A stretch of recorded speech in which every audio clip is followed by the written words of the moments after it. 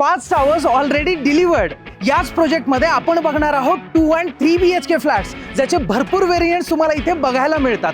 आज आपण आलेलो आहोत रावेतमधील मुकाई चौकाजवळ आणि आजचा आपला प्रोजेक्ट अगदी रोड टच असणार आहे. इथला फ्लॅट जर तुम्ही बघितला तर तुम्हाला एवढा आवडेल, कारण या फ्लॅटमध्ये यूज केलेली प्रत्येक गोष्ट ही ब्रँडेड आणि क्वालिटीची असणार आहे. बघायचा आहे असा प्रोजेक्ट? चला तर मग बघूया.